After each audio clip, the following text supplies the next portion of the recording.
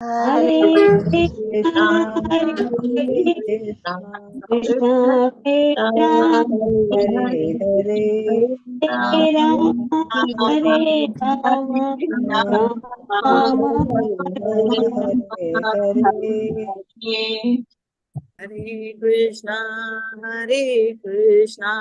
Krishna Krishna Hare Hare, Hare Rama Hare Rama Rama Hare Krishna, Hare Krishna, Krishna Krishna, Hare Hare, Hare Rama, Hare Rama, Rama Rama, Hare Hare. Hare Krishna Hare Krishna Krishna Krishna Hare Hare Hare Rama Hare Rama Rama Hare Krishna Hare Mataji. Hare Krishna, எல்லாருக்கும் Hare Krishna. Ma'am, just 1 second. Revathi Mataji நீங்க இருந்தீங்கன்னா 9 o'clock 9:10 Krishna book self reading பண்ண சொல்லுங்க. நான் இல்ல doctor கொஞ்சம் problem இருக்கு, so hospital போறேன். சரி மாதாஜி. அதே மாதிரி 10:30யும் சைத்தன்யா சரிதாமிர்தா நீங்க ரீட் பண்ணிக்கோங்க. நடுவுல கேப் இருந்தா நான் வரேன். Hare Krishna. Hare Krishna. Hare Krishna Radhikama. One thing I want to tell you, NND Prabhuji will be visiting all classes, advanced classes. So that from today onwards, I don't know which class he will come. Even Okay, Bhagavatam he will come. Okay, so that's why I'm keep posting you. Bhagavatam Even includes Chaitanya Charitamrita and all that as well? Yes. I told Okay. same. So that is Bhagavatam, Chaitanya Charitamritham, Prabhupada Leelamritham, all same devotees only I told. I don't know which session he will come. It is up to him. And then level 2, level 3 classes and level 5 class also he will come. Mine is over, I told. So I think Monday class is not there going forward. So Tuesday உங்க class இருக்கும். அடுத்து வந்து உங்களுக்கு வந்து இப்போ first module உங்களுக்கு question bank உங்களுக்கு share பண்ணியிருக்கேன். So Tamil team will do the translation and அதாவது ஆன்சர் கீஸ் வந்து ப்ரிப்பேர் பண்ணணும். நானும் பண்ணிட்டு இருக்கேன், நீங்களும் பண்ணுங்க. Give me the inputs actually so that நம்ம 2 பேரும் உட்காந்து What questions to ask them, correct? No. This one is for exam, for your module 1 exam. I understood. What questions to ask them? The question paper then for module 1. 26 questions are there. 26 questions are there. How many questions I should prepare, ma'am? No. You prepare all the things. I am also preparing all. Something, anything I have missed out or you have missed out, we can map it and draft it and send to PKD. Okay. Okay, that is a different story. But what question paper for them other PKD will do or we will do? No, that already questions are given. So in that 26 questions, 15 they have to answer. Okay, ma'am. I'll take it. Sure. Okay. So I just have to give if there are any additional questions beyond that. No. We have to prepare answer keys. You want me to prepare answers for that? I am also preparing. I have done some 3-4 things. But still, it will be better you also prepare and then we'll review it and then we'll any point I have missed something. When is the deadline, ma'am? She has given 2 weeks. Okay, then no issues. Okay. Right. Thank you, ma'am. Okay, we'll do that. Right. Thank you, ma'am. Tomorrow evening also you'll be free. I'm not very sure if I'll come because my daughter eye has a problem. So I'm in the hospital back to back. I don't know. Maybe serious. So adnala I will not be sure when I'll log in. Adnala you be ready for a backup. If I can, I will do. Otherwise, you can continue. Tell me which sloka actually I need to start. You text me. Last 7 slokas. Hare Krishna. Okay, fine. Thank you. Chapter 5. Thanks. Hare Krishna. இப்ப நாளைக்கு அந்த மாதிரி class இருந்தா கொஞ்சம் தயவு செஞ்சு கொஞ்சம் early-ஆ வந்து போட்டுடணும். Okay, yeah, fine. Thank you Mataji. Thank you. Hare Krishna. Thank you, Mataji. Hare Krishna Mataji. Hare Krishna. Hare Krishna Mataji. Namaskaram. Hare Krishna. Hare Krishna Hare Krishna Mataji. Hare Krishna Mataji. Pranam Mataji. Pranams. Hare Krishna. Hare Krishna. Mataji. Hare Krishna Mataji. Hare Krishna Mataji. Hare Krishna. Om Namo Bhagavate Vasudevaya. Hare Krishna Mataji. Om Namo Bhagavate Vasudevaya. Om Namo Bhagavate Vasudevaya. Om Namo Bhagavate Vasudevaya. Narayanam Namaskrityam Naram Chaiva Narottamam Devim Saraswatim Vyasam Tado Jayamudhirayet Nashtaprayeshu Bhadareshu Nityam Bhagavata Sevayam Bhavatya Uttama Sloke Bhaktir Bhavati Naistiki. Om Ajnanatimirandasya Jnananjana Shalakaya Chakshurunmilitam Yena Tasmai Shri Gurave Namaha.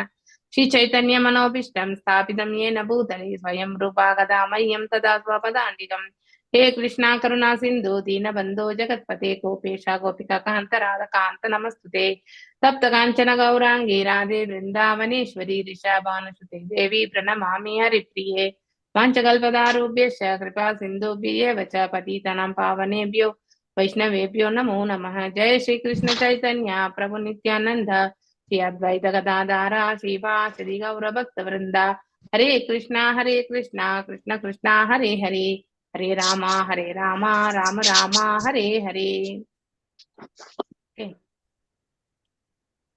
So நாம இன்னைக்கு 26வது ஸ்லோகம் இல்லையா? ஆமா 26. மாதா. ஏன் இவ்ளோ கம்மியா இருக்காங்க? இன்னும் ஊர்ல இருந்து எல்லாரும் நிறைய பேர் திரும்பலையா என்ன? 36, 38 லேட்டா ஜாயின் பண்ணுவாங்க மாதாஜி. அதிக வெயிலா இருக்கும் மாதாஜி. அப்படிங்களா? வெயிலா இருக்கா? கொஞ்சம் போகணும் பண்ணிருக்காங்க மாதாஜி. இன்னும் 1 வீக்ல லீவ் எக்ஸ்டெண்ட் பண்ணிருக்காங்க மாதாஜி. ஸ்கூல் ஜூன் எல்லாம் 6ஆம் தேதி தான். 6ஆம் தேதி தான் ஸ்கூல். 6 இல்ல 12 எல்லாம் படிக்கிறதெல்லாம் 12ஆம் தேதி. கொஞ்ச நாள் எக்ஸ்டெண்ட் பண்ணிருக்காங்க மாதாஜி. 10ஆம் தேதி மாதாஜி. நேத்து எங்க பெரம்பூர் கோயில்ல மேங்கோ ஃபெஸ்டிவல் கொண்டாடணும் மாதாஜி. சூப்பரா எல்லாரும் நாள் பூரா ஃபுல்லா எங்களுக்கு எல்லாருக்குமே நல்ல சர்வீஸ் ரொம்ப நல்லா இருந்தது Mataji. Thank you. Krishna's mercy. Hare Krishna. Okay. Jaya Radha Madhava Kunja Bihari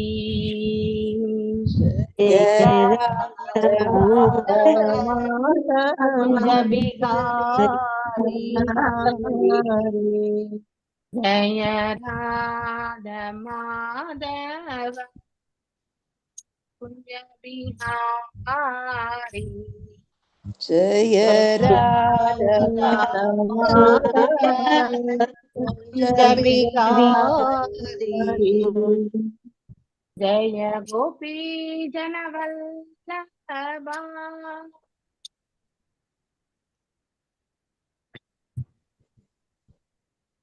ஜெய Gopi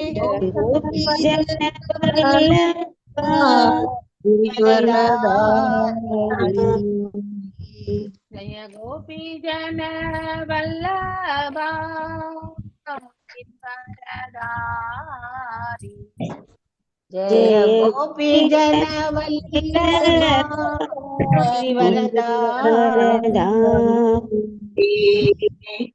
Yashodanandana Brajajana Yashodanandana Brajajana Ranjana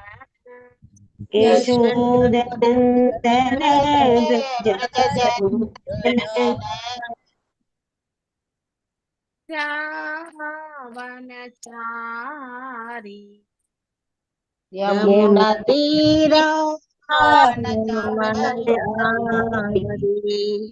Yamuna Tira Ravanachari Yamuna Tira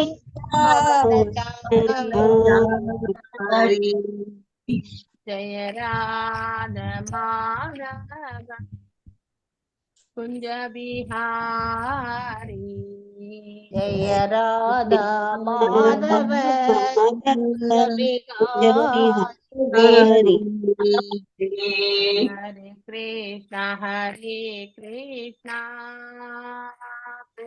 Krishna Hare Hare Hare Krishna Hare Rama Rama Rama Hare Hare Hare Krishna Krishna Krishna Hare Hare Hare Rama Rama Hare Hare Hare Krishna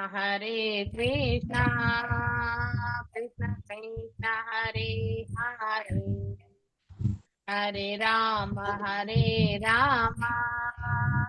Rama Rama Hare Hare Hare Krishna Hare Krishna Krishna Krishna Hare Hare Hare Rama Hare Rama Rama Rama Hare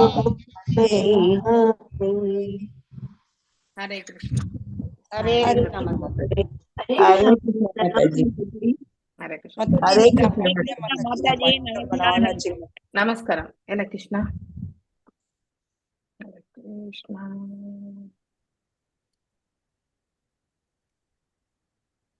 சரி, எல்லாரும் mark இன்டர்வியூக்கு எல்லாம் ஒரு வகையில ready ஆயிட்டீங்களா? Okay, interviews எல்லாம் clear பண்ணிடுங்க இன்னொரு 2 வாரத்துல. ஏன்னா ஆல்ரெடி டெம்பிள்ல இருந்து அப்ளிகேஷன்ஸ் கேட்டிருக்காங்க. நான் இன்னொரு வாரத்துல ஷேர் பண்ணியே ஆகணும். ஸோ அதுக்குள்ள யாரெல்லாம் முடிக்கிறீங்களோ அவங்களது எல்லாமே கண்டிப்பா ஷேர் பண்ணிடுவேன். அதனால இது வரைக்கும் சொல்லிட்டோம் மாதாஜி. ஆனா வந்துட்டு கிளியர் ஆயிடுச்சுமா இல்லையான்னு தெரியலைங்க மாதாஜி. மாதாஜி தான் சொல்லணும் மாதாஜி. சொல்லிட்டோம் மாதாஜி நாங்களாம். ஷீவில் அப்டேட் எனக்கு சொல்லியிருக்காங்க. ஸோ இப்போதைக்கு வரைக்கும் எனக்கு வந்து ஃபர்ஸ்ட் ரவுண்ட்ல கிளியரான பிரேமா மாதாஜிதும் புஷ்பா மாதாஜிதும் நான் ஆட் பண்ணியிருக்கேன். மிச்சம் யாருதுமே இன்னும் நான் ஆட் பண்ணல. ஓகே, ஸோ நீங்க ஒரு செகண்ட் ரவுண்ட் ஆஃப் இன்டர்வியூ முடிச்ச பிறகு உங்களுக்கு ஏதாவது கரெக்ஷன் இருந்து மாத்தி இருந்தா மீண்டும் எனக்கு வந்து உங்களுடைய ஃபார்மை வந்து அனுப்பி விடுங்க. ஓகே, இல்ல எதுவும் கரெக்ஷன் இல்லைன்னா லாஸ்ட் டைம் அனுப்புனதையே நான் வந்து ஷேர் பண்ணிடுவேன். ஓகே, ஹரே கிருஷ்ணா. நான் என்னோட ரீசெண்டா அனுப்புனது அனுப்புங்க மாதாஜி. அதெல்லாம் போட்டோ எல்லாம் அட்டாச் பண்ணிருக்கிறோம். போட்டோ ஐடிசி சர்டிபிகேட்லாம். Yes yes, I understand. Okay, and then இங்க வசந்தி மாதாஜின்னு இருக்காங்களா? அவங்களும் ஏதோ ஐ திங்க் ஐடிசி எழுதுனாங்க. இப்போ அவங்களும் வந்து இந்த தீட்சை எடுக்கிறாங்க அப்படிங்கனாக்கா அட்லீஸ்ட் அவங்களுக்கு அந்த ஐடிசி சர்டிபிகேட் ஆல்ரெடி கேட்டிருக்கேன். பட் தீட்சை எடுக்கிறவங்களுக்கு தான் வந்து கொடுக்கறதுன்றதுனால it is been kept hold actually. அதனால அவங்க எடுக்கிற மாதிரி இருந்தால் அந்த சர்டிபிகேட் கண்டிப்பா நான் வாங்கி தரேன். Okay, this is one thing. யாராவது அவங்களுடைய ஃப்ரெண்ட் யாராவது இருந்தீங்கன்னாக்கா ப்ளீஸ் இன்ஃபார்ம் ஹர். அவங்களும் வருவாங்க எப்பவுமே கிளாஸுக்கு. I don't know why today இல்லை. ஓகே, ஹரே கிருஷ்ணா. நாம் இன்னைக்கு 26வது பதம் இல்லையா? ஸோ இது வரைக்கும் நாம என்ன படிச்சுட்டே வந்தோம் அப்படிங்கிறது வந்து ஒரு ரீகேப் யாராவது சொல்ல முடியுமா?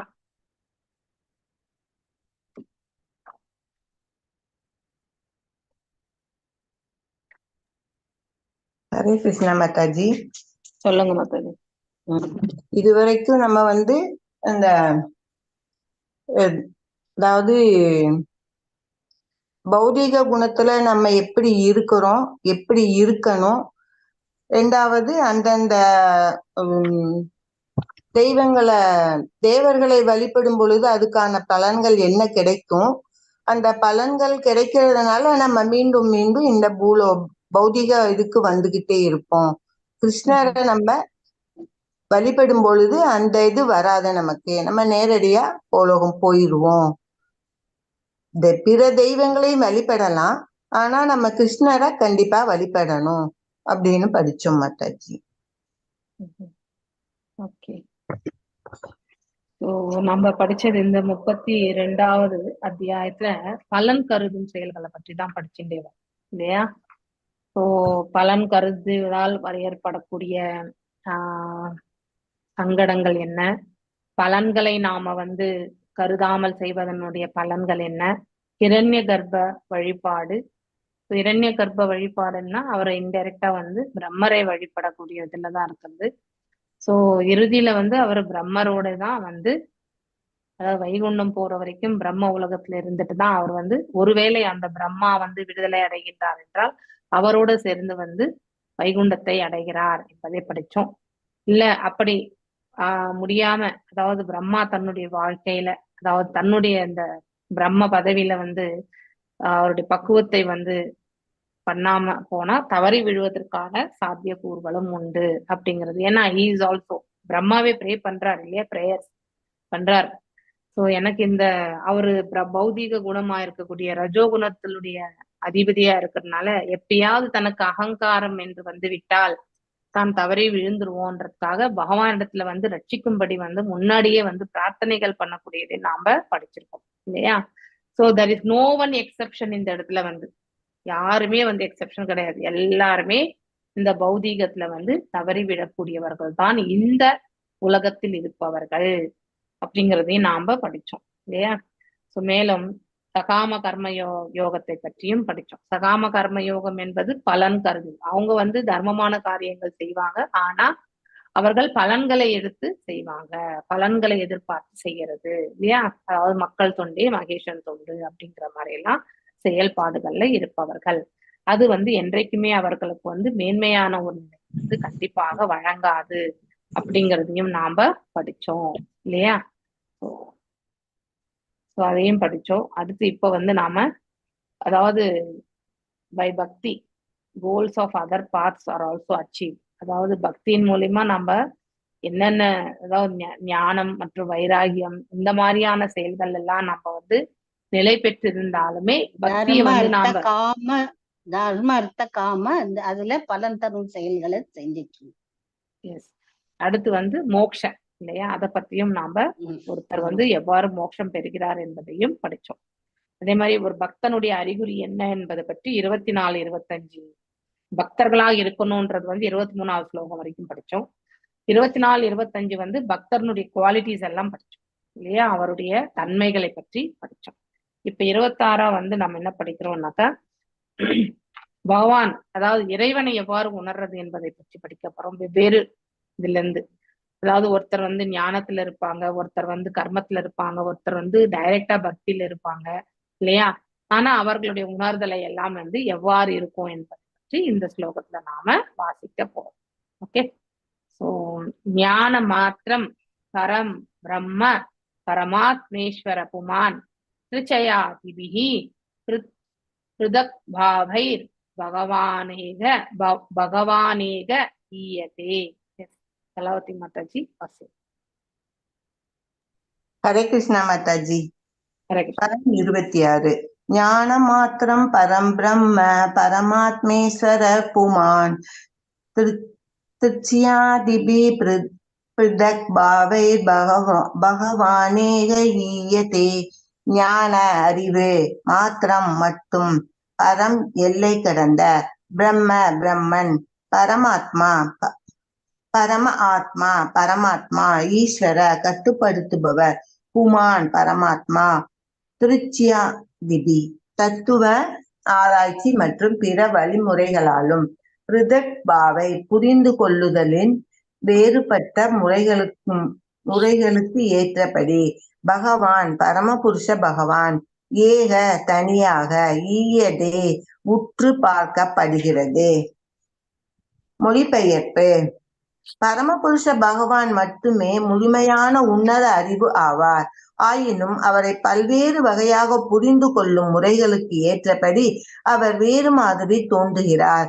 அருவ பிரம்மனாக, பரமாத்மாவாக, பரமபுருஷ பகவானாக அல்லது புருஷ அவதாரமாக தோன்றுகிறார். பொருளுரை. திருச்சி ஆதிபி என்னும் சொல் குறிப்பிடத்தக்கது. ஜீவ கோஸ்வாமியை பொறுத்தவரை திருஷி என்றால் ஞானம், தத்துவ ஆராய்ச்சி என்று பொருள். வேறுபட்ட கருத்துக்களின் கீழ் தத்துவ ஆராய்ச்சியின் வேறுபட்ட முறைகளால், ஞான யோக முறை போன்றவற்றால் அதே பகவான் அல்லது பரமபுருஷ பகவான் அருவ பிரம்மனாக புரிந்து கொள்ளப்படுகிறார்.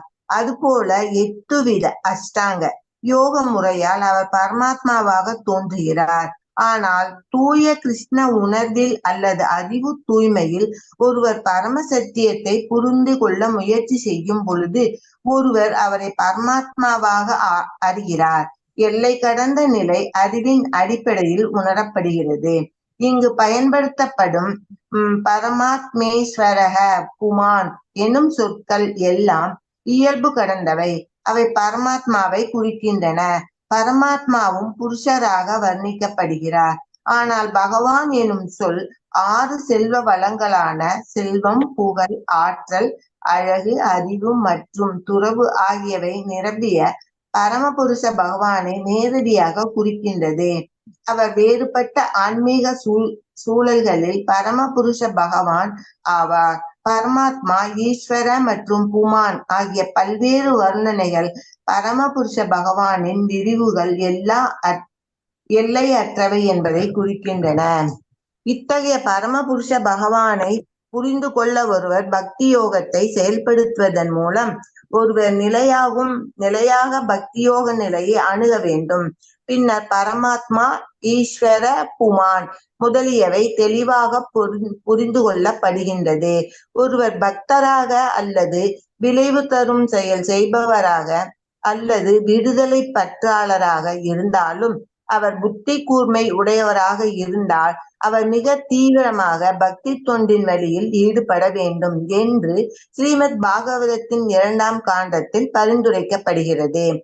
விளைவு தரும் செயல்களால் அடையக்கூடிய எதையும் ஒருவர் விரும்பினாலும், ஒருவர் மேலுலக கோள்களுக்கு உயர்த்தப்பட விரும்பினாலும் அந்த ஆசையை எளிமையாக பக்தி தொண்டை நிறைவேற்றுவதால் அடைய முடியும். பகவான் 6 செல்வ வளங்களும் நிறைந்தவராக இருப்பதால் அவர் வழிபடுபவருக்கு அவற்றில் எந்த ஒன்றையும் அளிக்க முடியும்.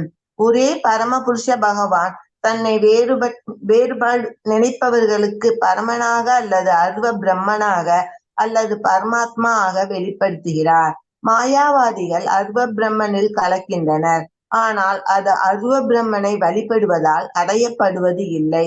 ஒருவர் பக்தி தொண்டை மேற்கொண்டு அதே சமயத்தில் பகவானோடு கலக்க விரும்பினால் அவர் அதை அடைய முடியும். சிலரை பரமனின் இயல்போடு கலக்க விரும்பினார், சிலர் பரமனின் இயல்போடு கலக்க விரும்பினால் அவர் பக்தி தொண்டை செயல்படுத்த வேண்டும். பக்தரால் பகவானை நேருக்கு நேர் பார்க்க முடியும், ஆனால் ஞானி, பயிற்சிக்கு உட்பட்ட தத்துவவாதி அல்லது யோகியால் முடியாது. அவர்கள் பகவானுடன் தொடர்பு உடையவர்களுடைய நிலைக்கு உயர்த்தப்பட இயலாது. அறிவை பயன்படுத்துவதால் அல்லது அருவ பிரம்மனை வழிபடுவதால் ஒருவர் பரமபுருஷ பகவானுடன் தனிப்பட்ட முறையால் தொடர்பு கொண்டவராக முடியும் என்று கூறும் ஆதாரம் புனித நூல்களில் இல்லை. யோக கட்டுப்பாடுகளை நிறைவேற்றுவதாலும் ஒருவர் பரமபுருஷ பகவானுடன் தொடர்பு கொண்டவராக முடியாது. அருவ பிரம்மன் வடிவமற்றதாக அத்ருஷ்ய என்று வர்ணிக்கப்படுகிறது. ஏனெனில் பிரம்மஜோதியின் மாய ஒளி பகவானின் முகத்தை மறைக்கிறது. சில யோகிகள் மனதிற்குள் 4 கரங்களுடன் விஷ்ணு அமர்ந்திருப்பதை காண்கின்றனர், ஆனால் அவர்கள் விஷயத்திலும் பகவான் அருவமாவார். பக்தர்களுக்கு மட்டுமே பகவான் தெரிகிறார். இங்கு திரிஷி ஆதிபிகி என்னும் கூற்று குறிப்பிடத்தக்கது. பரமபுருஷ பகவான் அருவமாகவும் உருவமாகவும் இருப்பதால் பகவானின் பல்வேறுபட்ட தோற்றங்கள் உள்ளன. பரமாத்மா தோற்றமும் பிரம்மன் தோற்றமும் அருவமானவை, ஆனால் பகவானின் தோற்றம் பார்க்க கூடியது. விஷ்ணு புராணத்தில் இந்த உண்மை மிக அழகாக விளக்கப்பட்டு உள்ளது. பகவானின் உலகளாவிய வடிவம் பகவானின் வடிவமற்ற பிரம்ம ஒளி அருவமாக இருப்பதால் தாழ்ந்த வடிவங்களாகும். உலகளாவிய வடிவத்தின் கருத்து திடமானது, அருவ பிரம்மனின் கருத்து ஆன்மீகமானது. ஆனால் மிக உயர்ந்த ஆன்மீக புரிந்து கொள்ளல் பரமபுருஷ பகவான் ஆவார். விஷ்ணு புராணம் கூறுகிறது, விஷ்ணு பிரம்ம ஸ்வரூபேன ஸ்வயம் ஏவ ஸ்வயஸ்திதக. பிரம்மனின் உண்மை தோற்றம் விஷ்ணு அல்லது பரம பிரம்மன் விஷ்ணு ஆவார். ஸ்வயம் ஏவக, அது அவருடைய தனிப்பட்ட தோற்றமாகும். மேலான ஆன்மீக கருத்து பரமபுருஷ பகவான் ஆவார். இது பகவத்கீதையிலும் யத்கத்வா ந நிவர்த்தந்தி தத் காம பரமம் மம என்று உறுதி செய்யப்படுகிறது. பரமம் மம என்று குறிப்பிடப்படும் இடத்தை ஒருவர் ஒரு முறை அடைந்தால் அதிலிருந்து அவர் இந்த துன்பமயமான கட்டுப்படுத்தப்பட்ட வாழ்விற்கு மீண்டும் வருவதில்லை. எல்லா இடமும் எல்லா வெளியும் எல்லாமே விஷ்ணுவுக்கு சொந்தமானவை. ஆனால் அவர் தனிப்பட வசிக்கும் இடம் தத் தாம பரமம், அவர் மேலான இருப்பிடம் ஆகும். ஒருவர் பகவானின் மேலான இருப்பிடத்தை தான் சேரும் இடமாக ஆக்கிக் கொள்ள வேண்டும். ஹரே கிருஷ்ணா மாதாஜி. தேங்க்யூ மாதாஜி. தேங்க்யூ. ஹரே கிருஷ்ணா. பெரிய பாப்பர்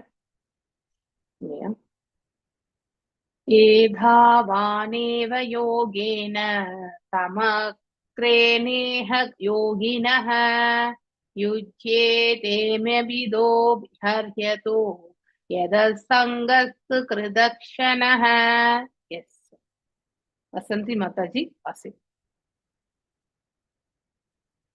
हरे कृष्ण माताजी. Hare Krishna. येदावानेव योगेन समत्वेन योगिनः युज्यते विमतो हयतो यदसङ्गस्तु கிறிஸ்தனச்சனः ஏதவான் அந்த அளவில் ஏவ போல யோகேன யோக பயிற்சியால் சமக்ரேன எல்லாம் இஹ இந்த உலகில் யோகேன யோகியின் யுஜ்யத்தே அடையப்படுகிறது அபிதம ஆசைப்பட்டு ஹி நிச்சயமாக அர்த்த நோக்கம் யத் எந்த அசங்க பற்றின்மை து உண்மையில் கிறிஸ்தனச்ச முழுதுமாக மொழிபெயர்ப்பு. எல்லா யோகிகளுக்கான மிக சிறந்த பொது நெறிமுறை என்னவென்றால் பலவித யோகத்தால் அடையக்கூடிய உலகேர் பொருளில் முழுதும் பற்றின்றி இருத்தலாகும். பொருளுரை: பக்தி யோகம், ஞான யோகம் மற்றும் அஷ்டாங்க யோகம் என 3 வித யோகங்கள் உள்ளன. பக்தர்கள், ஞானிகள் மற்றும் யோகிகள் அனைவரும் இவ்வுலக கட்டிலிருந்து வெளியில் வர முயற்சிக்கின்றனர். ஞானிகள் தங்களுடைய புலனுக்கான செயல்களில் உலகத்தின் பிடிப்பிலிருந்து விட்டுவிட முயற்சி செய்கின்றனர். ஞான யோகி பொருள் போலியானது என்றும் பிரம்மம் உண்மையானது என்றும் நினைக்கிறார். அதனால் அவர் அறிவை பண்படுத்துவதால் உலகில் இன்பத்திலிருந்து புலன்களை விடுவிக்க முயல்கிறார். அஷ்டாங்கம் யோகிகளும் புலன்களை கட்டுப்படுத்த முயற்சி செய்கின்றனர். ஆயினும் பக்தர்கள் புலன்களை பகவானின் தொண்டில் ஈடுபடுத்த முயற்சி செய்கின்றனர். அதனால் பக்தர்களின் செயல்கள் ஞானிகள் மற்றும் யோகிகளின் செயல்களை விட மேலாண்மையாக தோன்றுகின்றன. அறிவர்களாகிய யோகிகள் 8 வகையான யோகத்தை பயிற்சி செய்வதன் மூலம் யம நியம ஆசன நேமாசன பிராணாயாம பிரத்யாகார முதலிய புலன்களை கட்டுப்படுத்த முயல்கின்றனர். ஞானிகள் மனத்தால் ஆராய்வதால் புலனின்பம் போலியானது என்று புரிந்து கொள்ள முயல்கின்றனர். ஆனால் மிகவும் எளிமையான மிகவும் நேரடியான முறை புலன்களை இறைப்பணியில் ஈடுபடுத்தலாகும். எல்லா யோகத்தின் நோக்கம் ஒருவரின் புலனுக்கான செயல்களை இந்த உலகிலிருந்து பற்று அற செய்வதாகும். ஆயினும் முடிவான குறிக்கோள்கள் வேறுபட்டவை. ஞானிகள் பிரம்ம ஒளியுடன் ஒன்றாக கலக்க விரும்புகின்றனர். யோகிகள் பரமாத்மாவை உணர விரும்புகின்றனர். பக்தர்கள் கிருஷ்ண உணர்வு நிலையையும் பகவானிடம் உன்னத அன்பு தொண்டையும் வளர்க்க விரும்புகின்றனர். அந்த அன்பு தொண்டு புலன் கட்டுப்பாட்டின் முழுமையாக நிலைமையாகும். புலன்கள் உண்மையில் வாழ்வின் செயல்திறனை காட்டுகின்ற அடையாளங்களாகும். அளவை நிறுத்தப்பட இயலாதவை. இறைவனிடம் மேலான ஈடுபாடு இருந்தால் மட்டுமே அப்புலன்களை புறக்கணிக்க முடியும். பகவத்கீதையில் உறுதி செய்யப்படுவது போல பரம் திருஷ்ட்வா நிவர்த்ததே. புலன்களின் செயல்பாடுகள் மேலான ஈடுபாடுகள் இருந்தால் மட்டுமே நிறுத்தப்பட இயலும். மேலான ஈடுபாடு என்பது இறைப்பணியின் புலன்களை ஈடுபடுத்தலாகும். அதுவே எல்லா விதமான யோகங்களின் நோக்கமாகும். ஹரே கிருஷ்ணா. ஹரே கிருஷ்ணா மாதாஜி. தேங்க்யூ மாதாஜி. தேங்க்யூ. ஹரே கிருஷ்ணா மாதாஜி. நீங்க இனிஷியேஷன் அட்டென்ட் பண்ணீங்களா? இனிஷியேஷன் ஃபார்ம் ஏதாவது சப்மிட் பண்ணீங்களா? ஹரே கிருஷ்ணா. வசந்தி மாதாஜி. பண்ண மாதாஜி. ஃபார்ம் சப்மிட் பண்ணீங்களா? பண்ணிருக்கேன் மாதாஜி. ஐடிசி எக்ஸாமுக்கு சர்டிபிகேட்டே வரல மாதாஜி. உங்களுக்கு அனுப்பியிருக்கேன். ஆமா. ஆனா உங்களுக்கு இமெயில் அனுப்பிச்சிருக்கேன்னு சொல்லியிருக்காங்க. எனக்கு ஷேர் பண்றேன்னு சொல்லியிருக்காங்க. பட் நீங்க இனிஷியேஷன் எடுத்துக்கிறீங்கல்ல? நீங்க எடுக்கிற ஐடியா எனக்கு இருக்குது மாதாஜி. வீட்டுலதான் கொஞ்சம் ஒத்துக்க மாட்டேன்றாங்க. ஆனா ஒரு எடுக்கணும்னு விருப்பம் தான் மாதாஜி. கண்டிப்பா. ஃபைன் ஃபைன், நான் அப்புறமா பேசுறேன். Correct. Okay Mataji, thank you. Hare Krishna. நாம இந்த 2 ஸ்லோகத்தை பார்க்கலாம் இன்னைக்கு, பெரிய ஸ்லோகங்கள். 26வது ஸ்லோகம் வந்து இறைவனுடைய வெவ்வேறு விதமான நிலைகளை உணரக்கூடியது. இது நம்ம ஏற்கனவே நமக்கு தெரிஞ்சதுதான், பிரம்மன், பரமாத்மா மற்றும் பகவான்.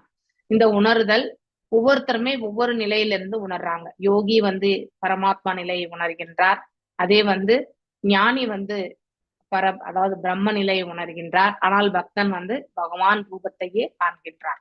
இந்த 3 வெவ்வேறு நிலைகள்.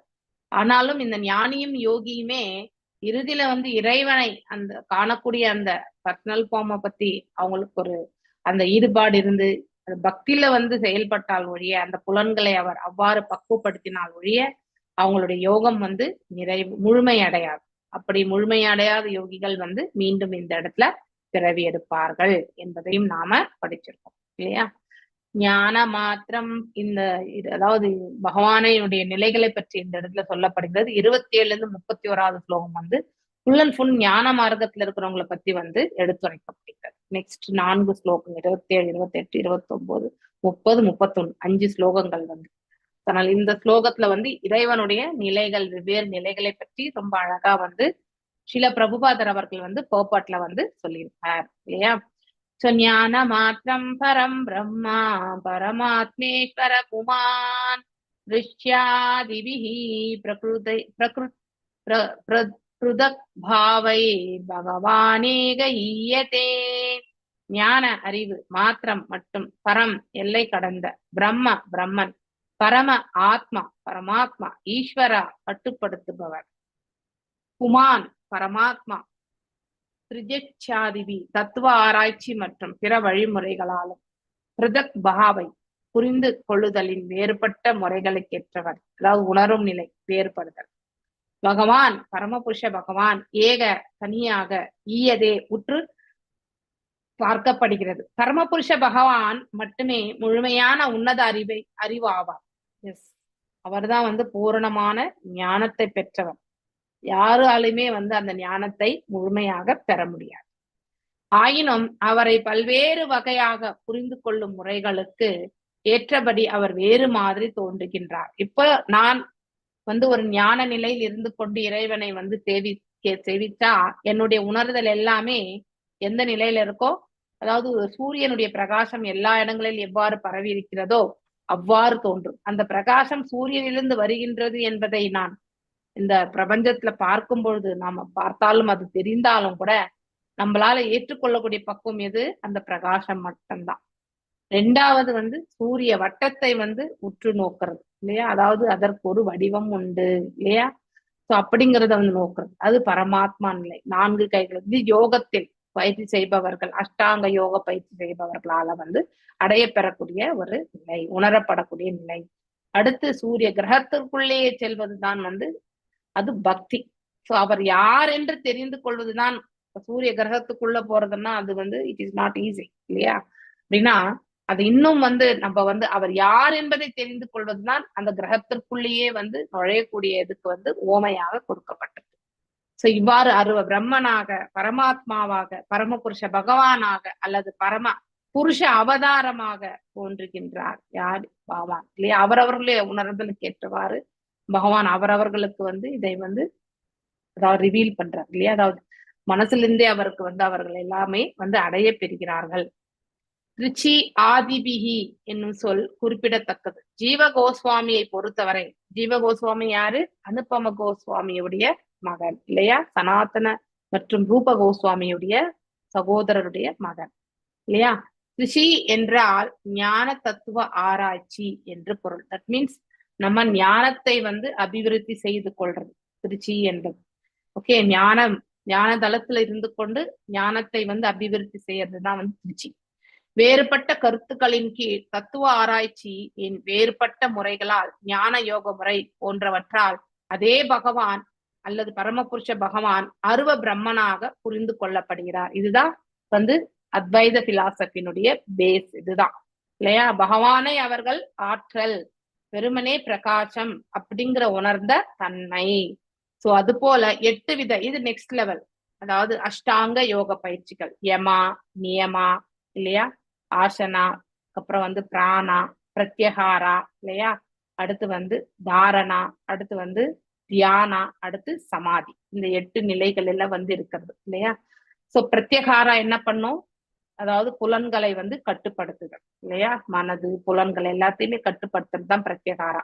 அந்த நிலையிலிருந்து அடுத்து வந்து பகவானை உணரக்கூடிய, அதாவது பரமாத்மா நிலை உணரக்கூடியதுக்காக தன்னுடைய மனதை பக்குவப்படுத்துறது, ஒன்றின் மீது நிலைப்படுத்துறதுக்காக முயற்சி செய்யறதுதான் தாரணா. அவ்வாறு நிலைப்படுத்தும் பொழுது அதிலேயே நிலை பெறுவதுதான் தியானம். அந்த ஞானத்துல ஹையஸ்ட் லெவலா ஒருத்தர் அடையும் பொழுது இந்த உடலுடைய, அதாவது செயல்பாடுல இருந்து அந்த ஜீவன் துண்டிக்கப்படுகிறான். அப்படின்னா அவன் அப்படிப்பட்ட ஒரு மனிதன் இறைவனோட யோக முறையில இணைக்கப்பட்டிருக்கு, ஜீவாத்மா பரமாத்மாவோட இணைக்கப்பட்டிருக்கு. சோ இந்த உடல்ல என்ன உடல் அளவு இருக்கக்கூடிய செயல்பாடுகள் எல்லாம் அது நடந்த வண்ணமே இருந்தாலும் அந்த ஜீவன் இதை விடுத்து அந்த மனது முழுவதுமே இறைவன் தாள் சென்றிருக்கும். சோ அப்படிப்பட்ட நிலை தியானம் இல்லையா, அது சமாதியில போய் குடிக்கொள்ளும். சோ இந்த மாதிரி 8 வித பயிற்சிகள். சோ ஆனால் தூய கிருஷ்ண உணர்வில் இந்த மாதிரி புலன்களை கட்டுப்படுத்தணும், இதெல்லாம் பெரிய விஷயமே கிடையாது அதுல. சோ அதெல்லாம் நம்ம தானாகவே பக்குவத்துக்கு வரும். எப்படி பக்தி செயல்களில் நாம ஈடுபட்டு கொண்டே இருக்கும் பொழுது கனிஷ்டல இருந்து மத்தியமால இருந்து உத்தமக்கு போகிறதுக்கான மார்க்கங்கள் கண்டிப்பாக கிடைக்கும். ஆனால் இதற்கு நாம கண்டினியூஸா பயிற்சி செய்யணும். புலனை கட்டுப்படுத்து, மனசை கட்டுப்படுத்து, இதெல்லாம் யோசிக்க வேண்டாம். இதெல்லாம் தானாகவே பக்குவங்கள் அமைய பெறும். பக்தியில மட்டும்தான் அந்த செயல்பாடு உண்டு இல்லையா. ஒருவர் பரம சத்தியத்தை புரிந்து கொள்ள முயற்சி செய்யும் பொழுது ஒருவர் அவரை பரமாத்மாவாக அறிகிறார். இது தியான பயிற்சியில எல்லை கடந்த நிலை, அதாவது இந்த பவுண்டரியே இல்லாத ஒரு நிலை, அதாவது அறிவின் அடிப்படையில் உணரப்படுகிறது.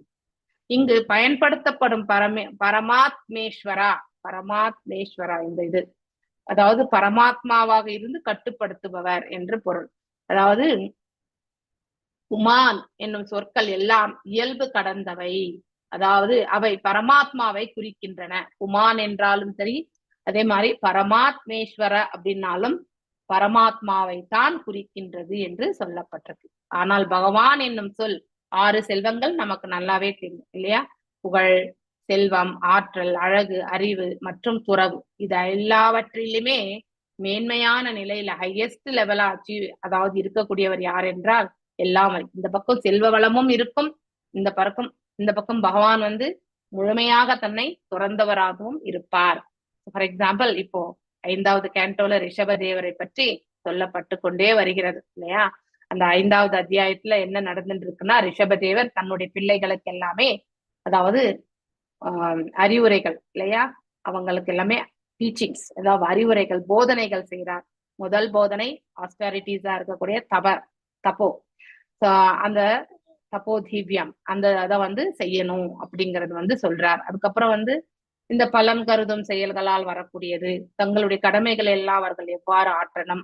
பரத மகாராஜை தன்னுடைய, அதாவது அரசனா, அந்த நாட்டுக்கே அரசனாக ஆக்கி அவருக்கு இவர்கள் அவருடைய சகோதரர்கள் எல்லாமே அதாவது ஒத்துழைக்கணும். இப்படி பிராமணர்கள் தான் ஹையஸ்ட் அப்படிங்கிறதையும் சொல்லிட்டு, முதல்ல அதாவது பகவான் நைவேத்தியமாக படைக்கக்கூடிய நாம எல்லாமே ஒரு பிராமணருக்கு நாம வழங்கும் பொழுது அப்படின்னா அந்த பிராமணனுடைய குவாலிட்டிஸ் பிராமணிக்கல் குவாலிட்டிஸ்ல இருக்கணும். அதாவது பிறப்பால கிடையாது, பை த ஆக்ஷன்ஸ் பிராமணிக்கல் குவாலிட்டிஸ்ல இருக்கணும் அப்படிங்கறதும் வைஷ்ணவா ஆல்சோ சேம். சோ அதாவது பிராமணிக்கல் குவாலிட்டிஸ் இருந்தாதான் நெக்ஸ்ட் லெவல் வைஷ்ணவாவே ஆக முடியும் இல்லையா. வைஷ்ணவருக்கும் பிராமணருக்கும் என்ன வித்தியாசம்? வைஷ்ணவர் பிராமணர் ரூல்ஸ் அண்ட் ரெகுலேஷன்ஸ், சாஸ்திர விதிகளை ஃபாலோ பண்ணுவார், அவ்வளவுதான். ஆனா வைஷ்ணவா அப்படி கிடையாது. He has his own qualities இல்லையா, கம்பேஷன் இருக்கும் இல்லையா. சோ இந்த பிரபஞ்சத்துல தவறி விழுந்த ஆத்மாக்களை எல்லாம் கரை சேர்க்கணும்ன்ற அந்த ரெஸ்பான்சிபிலிட்டிஸ் வச்சிருப்பாங்க வைஷ்ணவர்கள். சோ எல்லாருக்குமே இந்த பிராமணிக்கல் குவாலிட்டிஸ்ல இருக்கக்கூடிய அந்த ப்ரீச்சிங் எல்லாத்தையுமே அடுத்தவங்களுக்கு உபதேசம் பண்ணணும்னு நினைப்பாங்க இல்லையா. இப்படி இந்த குவாலிட்டிஸ் எல்லாமே உண்டு. ஸோ பகவான் அதுல வந்து ரிஷபதேவர் வந்து அவ்வளவு ஹையஸ்ட் லெவலா இருந்து கடைசியில அவதூதராக வந்து மாறிவிடுகிறார் இல்லையா.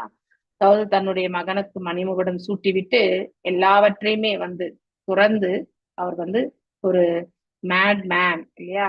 அப்படின்னா மேட் மேன் என்னாக்கா பைத்தியக்காரத்தனமா இருக்க மாதிரி அடுத்தவங்களுக்கு தோன்றும் அவரை அப்படி இருக்கிற மாதிரி இல்லையா. எக்ஸாம்பிள் இன்னும் சில எக்ஸாம்பிள்ஸ் நம்ம சொல்லணும்னா சுகதேவ கோஸ்வாமி சொல்லலாம் இல்லையா. 16 ஆண்டுகள் தாயின் கருவில் இருந்து அதுக்கப்புறம் அவர் வந்து நித்யானந்தர் கூட மாதாஜி,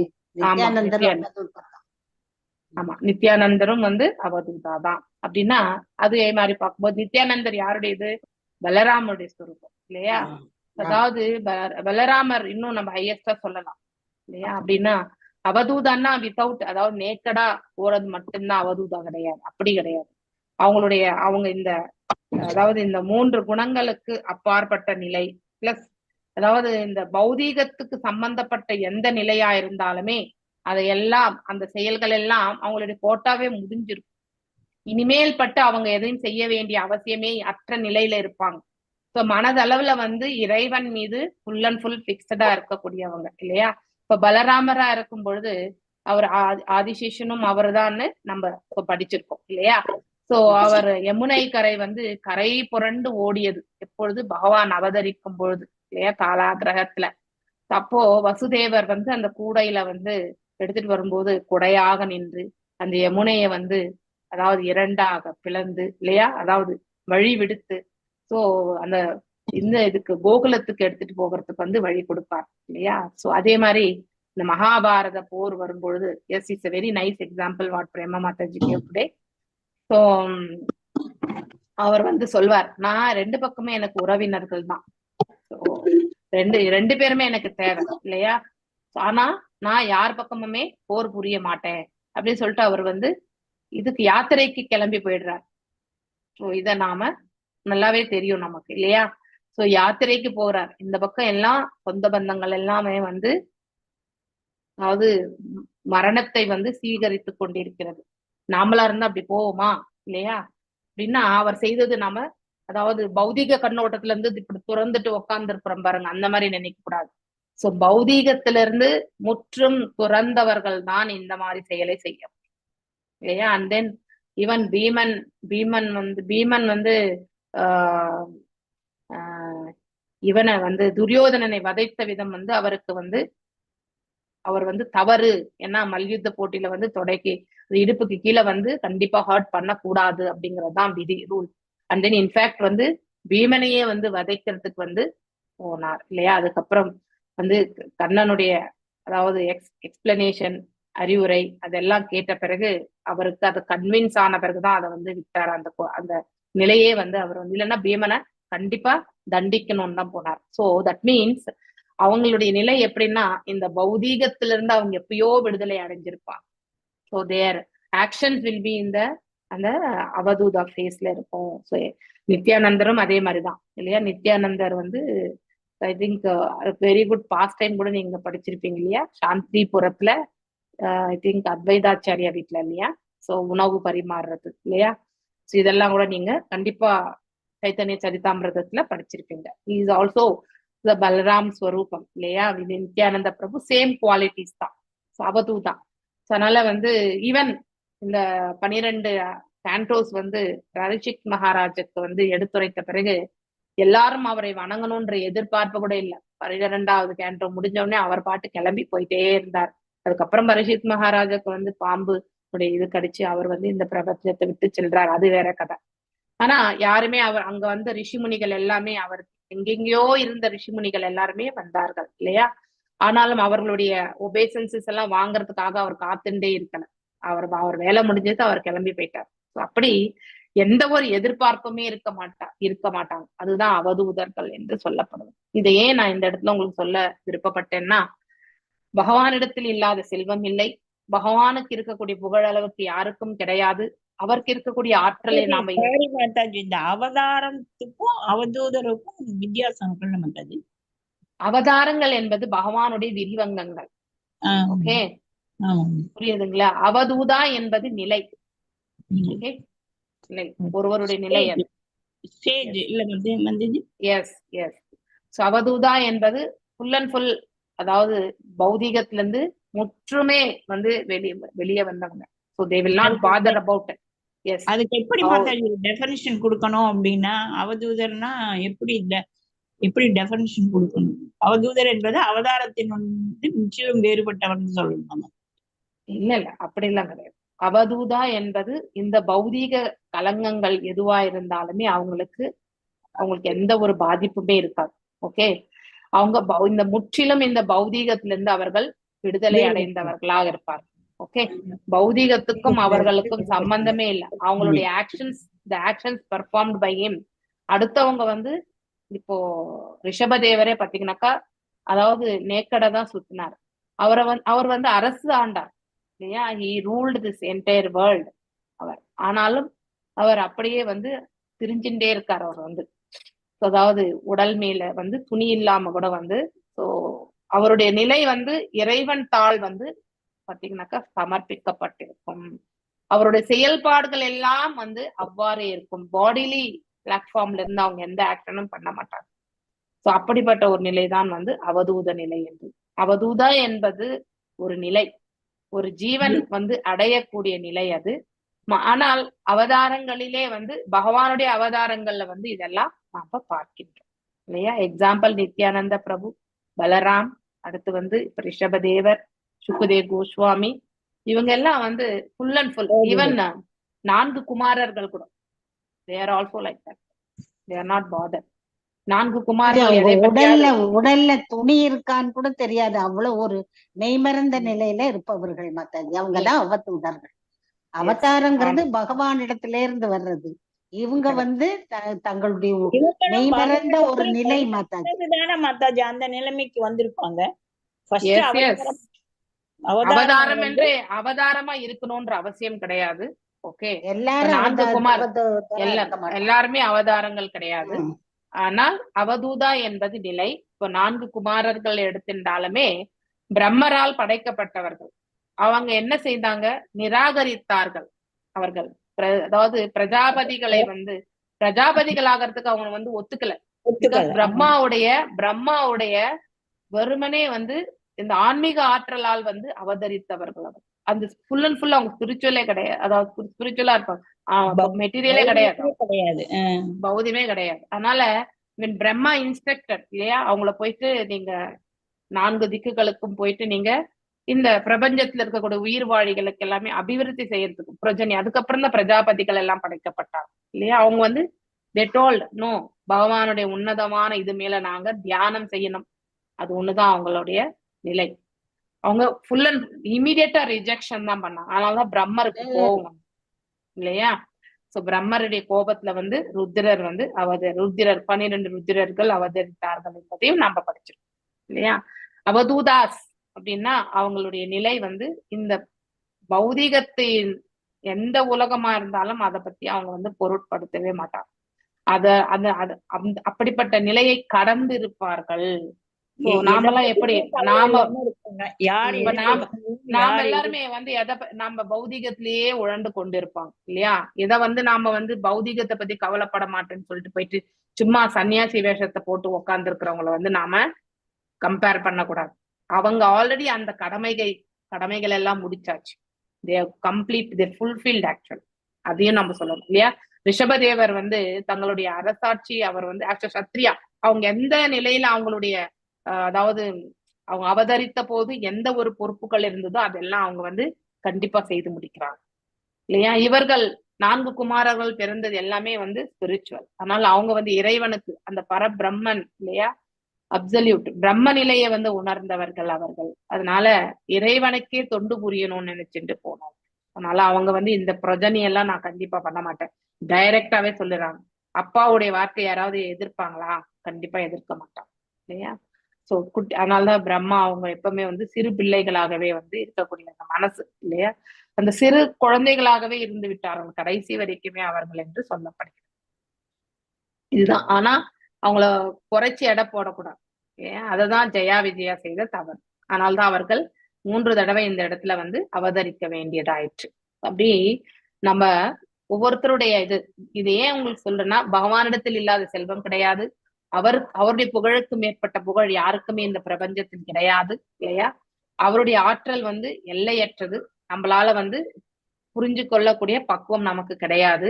அழகு வந்து நாம நிறைய இடங்கள்ல அவருடைய கண்கள் இல்லையா, ஒரு பாதங்கள், இது எல்லாமே தாமரை மலருக்கு வந்து ஒப்பிடப்பட்டு வர்ணிக்கப்படுகிறது. சோ நமக்கு அந்த தரிசனத்தை பெறும் பொழுதுதான் நம்மளால அதை புரிஞ்சுக்க முடியும். ஞானத்திலும் அவர் தான் ஹையஸ்ட், அடுத்து துறவரத்திலுமே அவர் தான் ஹையஸ்ட். அவரை மாதிரி தொடர்ந்து யாரும் இருக்க முடியாது இல்லையா? இந்த பக்கம் செல்வம், இந்த பக்கம் துறவம், ரெண்டுமே வந்து ஹையஸ்டா இருக்கக்கூடியவர் அவர் தான். அதனால அவருடைய குவாலிட்டிஸோட நாம கண்டிப்பா கம்பேர் பண்ணவே முடியாது. இப்படி இதை உணர்ந்த நிலை, இந்த மாதிரி இப்போ ரிஷபதேவருமே வந்து இந்த புவி உலகை ஆண்டார். ஆனால் அவர் அனைத்துமே வந்து தன்னுடைய பிள்ளைகள் அவங்களுக்கு உபதேசங்கள் முடிச்சுட்டு as hand over the power, நாம எப்பயாவது கொடுக்குறோமா நம்ம பிள்ளைகளுக்கு? கண்டிப்பா கொடுக்கறதுல. இன்னொன்னு, பிள்ளைகளும் அந்த குவாலிட்டிஸோட இல்லை.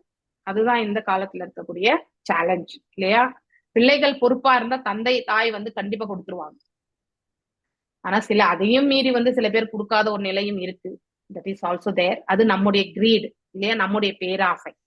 ஆனா பிள்ளைகள் வந்து பொறுப்பான ஒரு நிலையில இருக்கும் பொழுது அவர்கள் கையில் வந்து ஒப்படைக்கிறது தான் வந்து உத்தமமான காரியம். ஏன்னா அவர்களும் அதுல வந்து எக்ஸ்பீரியன்ஸ் ஆகி நாளைக்கு வந்து நல்ல ஒரு நிலை வந்து அடைய முடியும் இல்லையா? இப்படி பரமபுருஷ பகவானை வந்து குறிக்கிறது. அவர் வேறுபட்ட ஆன்மீக சூழல்களில் பரமபுருஷ பகவான் ஆவார். பரமாத்மா ஈஸ்வர என்றால் கட்டுப்பாட்டாளர் மற்றும் புமான் ஆகிய பல்வேறு வர்ணைகள் அனைத்துமே ஒருவரையே குறிக்கிறது. பரமபுருஷா பகவானின் விரிவுகள் எல்லையற்றவை என்பதை குறிக்கின்றன. சோ அநேக நாமங்கள் பகவானுக்கு இல்லையா? அவருடைய நாமங்கள் கூட எல்லையற்றதுதான். கணக்கு பண்ண முடியுமா அவருடைய எத்தனை நாமங்கள் இருக்குன்ட்டு? நம்மளால கணக்கு பண்ண முடியாது. அந்த மாதிரி அவருடைய நாமங்கள் வந்து எல்லையற்ற. இறுதியாக பரமபுருஷ பகவானை புரிந்து கொள்ள ஒருவர் பக்தி யோகத்தை செயல்படுத்துவதன் மூலம் ஒருவர் நிலையாக பக்தி யோக நிலையை அணுக வேண்டும். பின்னர் பரமாத்மா, ஈஸ்வர, புமான் ஆகியவை தெளிவாக புரிந்து கொள்ளப்படுகிறது. ஒருவர் பக்தராக அல்லது விளைவு தரும் செயல் செய்பவராக, அதாவது பலன் கருதும் செயல்கள் அல்லது விடுதலை பற்றாளராக சாயுஜ்ய முக்தி இருந்தாலும் அவர் புத்தி கூர்மை உடையவராக இருந்தால், இன்டெலிஜென்ஸ் இருந்தா, அவர் மிக தீவிரமாக பக்தி தொண்டின் வழியில் ஈடுபட வேண்டாம் என்று அதாவது ஸ்ரீமத் பாகவதம் 2ஆம் காண்டத்தில் பரிந்துரைக்கப்படுகிறது. அப்படின்னா அதாவது நம்ம இந்த மாதிரியான செயல்கள் இருக்கும் பொழுது அவங்களால பக்தி யோகத்துல வந்து கண்டிப்பா நிலை பெற முடியாது. அவங்க எப்பவுமே பலன் கருதும் செயல்களை தான் ஈடுபடுவாங்க, ப்ரூட்டிவ் ஆக்டிவிட்டிஸ். இல்லைன்னா சாயுஜ்ய முக்தி, அதுதான் அவங்களுக்கு. இந்த ரெண்டு தான் அவங்களுக்கு வந்து அதையே வந்து கண்டினியூ பண்ற மாதிரிதான் பரிந்துரைக்கப்படுகிறது. ஏன்னா அதுல அவங்க பக்குவமாயி அதுக்கப்புறம் வந்து விடுதலைக்கான மார்க்கத்திற்காக நெக்ஸ்ட் பர்த்ல தான் அவங்க வந்து ஒரு நல்ல இடத்துல பிறந்து பக்தி யோகத்தை அவங்களால பயிற்சி செய்ய முடியும். அதுதான் இந்த இடத்துல சொல்ல, விளைவு தரும் செயல்களால் அடையக்கூடிய எதையுமே ஒருவர் விரும்பினாலும், அதாவது பலன் கருதும் செயல்கள் சகாம கர்ம யோகத்தில் இருந்தாலும், ஒருவர் மேலுலக கோள்களுக்கு உயர்த்தப்பட விரும்பினாலும், அதாவது சொர்க்கம், அதாவது பிரம்மலோகம், தப்போலோகம், அதாவது ஜனலோகம் எதுக்கு போனாலும் அந்த ஆசையை எளிமையாக பக்தி தொண்டை நிறைவேற்றுவதால் அடைய முடியும். இதெல்லாம் கூட சுலபமாவே அடைய முடியும். ஆனால் பகவான் 6 செல்வங்கள் நிறைந்தவராக இருப்பதால் அவர் வழிபடுபவருக்கு அவற்றில் எந்த ஒன்றையுமே அழிக்கவும் முடியும். பகவான் அதையும் கொடுப்பார். ஒரே பரமபுருஷ பகவான் தன்னை வேறுபட நினைப்பவர்களுக்கு பரமனாக அல்லது அருவ பிரம்மனாக 3 நிலைகள் வந்து தோன்றுகிறார் இல்லையா? யாரெல்லாம் பகவானை எந்த விதத்துல புரிந்து கொள்கிறாரோ அவ்வாறே பகவான் அவர்களுக்கு வந்து அருள் பாலிக்கிறார். ஆனால் அது அவர் அருவ பிரம்மனை வழிபடுவதால் அடையப்படுவது கிடையாது. அதாவது அருவ பிரம்மனை வந்து நம்ம வழிபட்டா நம்மளால வந்து அதாவது பகவான் அல்லது பரமாத்மா பற்றி நம்ம கண்டிப்பா தெரியாது. பகவானை வழிபடுபவர்கள் அவங்களால அவருடைய ஆற்றலை வந்து புரிந்து கொள்ள முடியும், அவருடைய பரமாத்மா நிலையை உணர முடியும் மற்றும் பகவான் நிலையை உணர முடியும். ஆனால் வெறுமனே வந்து அருவ பிரம்மனை அதாவது நினைக்கிறவங்களால பரமாத்மாவையோ அல்லது பகவான் நிலையை உணர முடியாது. அதே மாதிரி பரமாத்மா நிலையில் இருக்கிறவங்க பிரம்மனை வந்து புரிந்து கொள்ள முடியும், பரமாத்மாவை புரிந்து கொள்ள முடியும், ஆனால் பகவானை வந்து புரிந்து கொள்ள முடியாது. பக்தி யோகம் யாரு பண்றாங்களோ அவங்களாலதான் பகவானை வந்து புரிந்து கொள்ள முடியும். ஞானத்தை யார் பயிற்சி செய்யறாங்களோ அவங்க வந்து பரபிரம்மனாகத்தான் உணர்வார்கள். அடுத்து வந்து நெக்ஸ்ட் பரமாத்மா நிலை வந்து தியான பயிற்சிகள். இப்படி ஒவ்வொருத்தருமே அவர்கள் எடுத்துக்கொள்ளக்கூடிய யோக முறையின் அடிப்படையில தான் அவங்களால புரிந்து கொள்ள முடியும். ஆனால் பகவான் பக்தி யோகத்துல இருக்கிறவங்களால மிச்சம் இருக்கக்கூடிய ரெண்டையுமே அவங்களால கண்டிப்பா புரிந்து கொள்ள முடியும். ஆனால் அவர்கள் விரும்புவது எது? பகவான் நிலைதான். சோ அவங்களுக்கு இந்த சாயுஜ்ய முக்தியோ இல்லையா அல்லது பரமாத்மா நிலை உணர்றதோ அதை பத்தி எல்லாம் அவங்களுக்கு எந்த ஒரு ஈடுபாடுமே இருக்காது. அதையெல்லாம் தெரிஞ்சின்றாலுமே பகவானை பற்றி தெரிந்து கொள்ளக்கூடிய அந்த அவருடைய உன்னதமான லீலைகள் செயல்பாடுகள் இதுலதான் அவங்களுடைய மனசுல இருக்கும். அதை தவிர்த்து ஞானமும் அதே மாதிரி யோக நிலையில பற்றி அவங்களுக்கு ஈடுபாடு என்பது இருக்காது. சிலர் பரமனின் இயல்பாடு கலக்க விரும்பினால் அவர் பக்தி தொண்டை செயற்படுத்த வேண்டும் இல்லையா. அதாவது நாம சிலர் பரமனின் இயல்போடு கலக்க விரும்பினால் பக்தி தொண்டை செயற்படுத்த வேண்டும். இது சாயுஜ்ய முக்திக்காக சொல்லப்படுது. பக்தரால் பகவானை நேருக்கு நேர் பார்க்க முடியும். கான்பிடென்டா நம்ம பிரபுபாதர் சொல்றார். அவருடைய உணர்தல் அவர் கண்டிருப்பார்.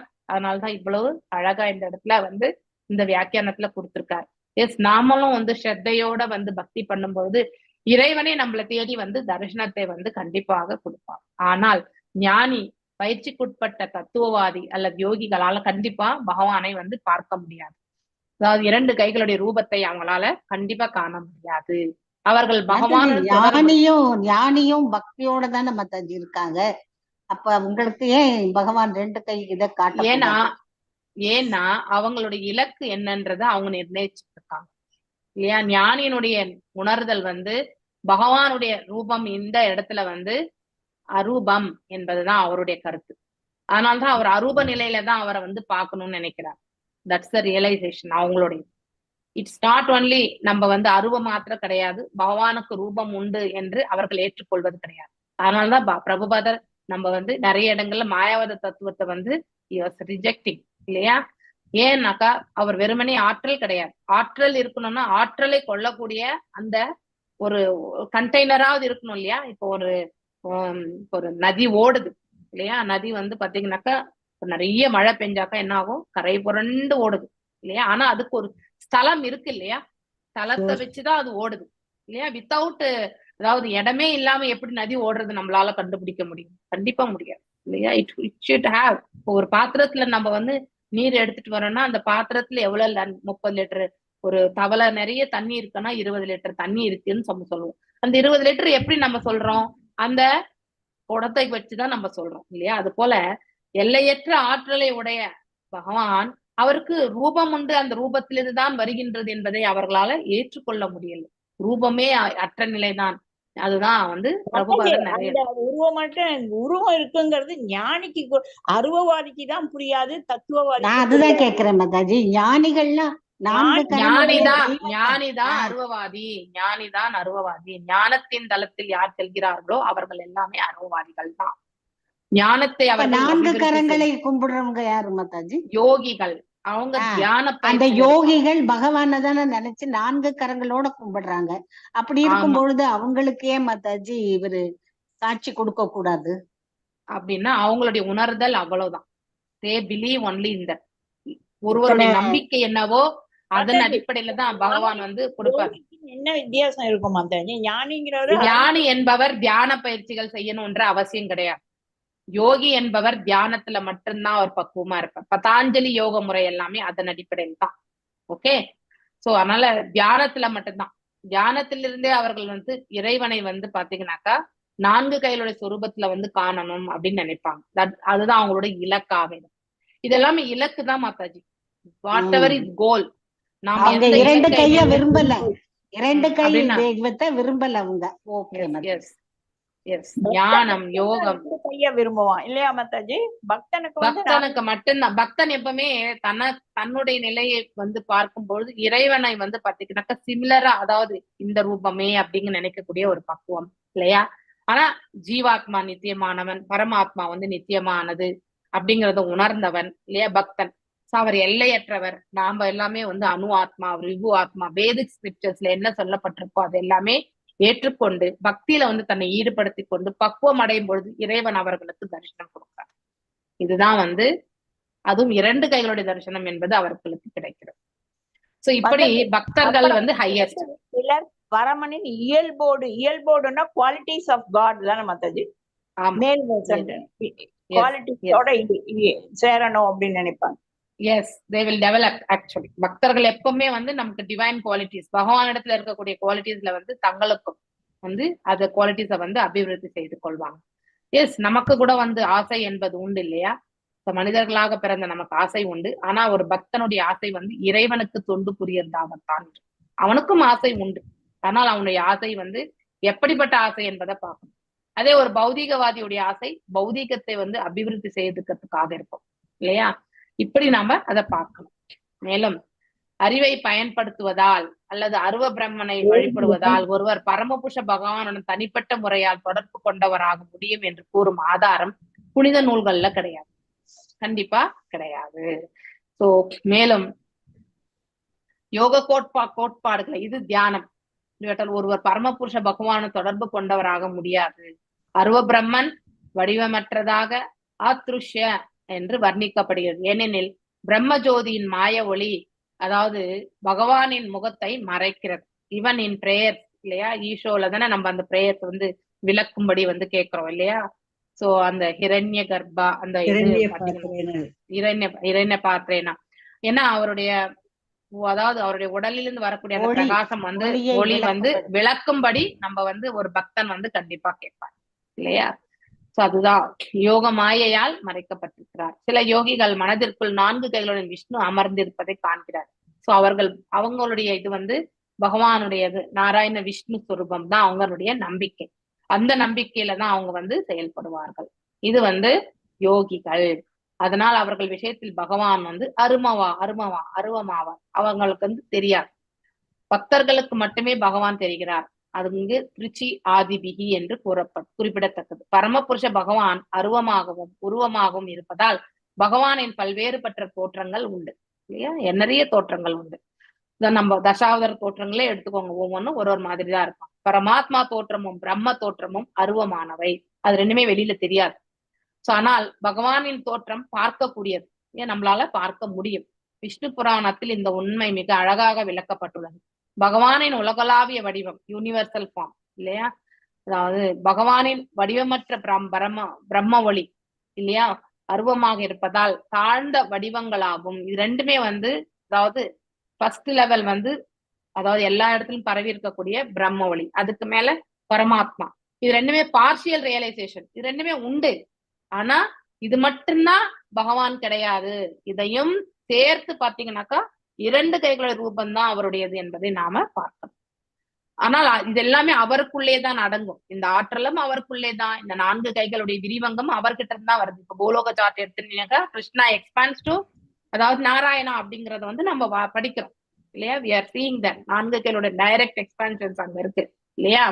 அதனால அது அவரிலிருந்து முதன்மை நாராயணர் வந்து அவரிடமிருந்து தான் தோன்றினார் என்பதும் நம்ம படிக்கிறோம். சோ இந்த நாராயணருக்கு அப்பாற்பட்டு இருக்கக்கூடிய கிருஷ்ண உலகத்தை பற்றி அவங்களுக்கு தெரியாது, கோலோகத்தை பற்றி அவங்களுக்கு தெரியாது. ஆனா நிறைய இடத்துல நம்ம கோலோகத்தை படிக்கிறோம் இல்லையா? ஐ டோன்ட் நோ அபவுட் 4000 திவ்ய பிரபந்தத்துல இருக்கா கோலோகத்தை பற்றி, பட் நாராயணியத்துல வந்து சொல்லப்பட்டு கோலோகத்தை பற்றி கருத்துக்கள் நீங்க யாராவது நாராயணம் வாசிச்சிருந்தா அதுல வருது.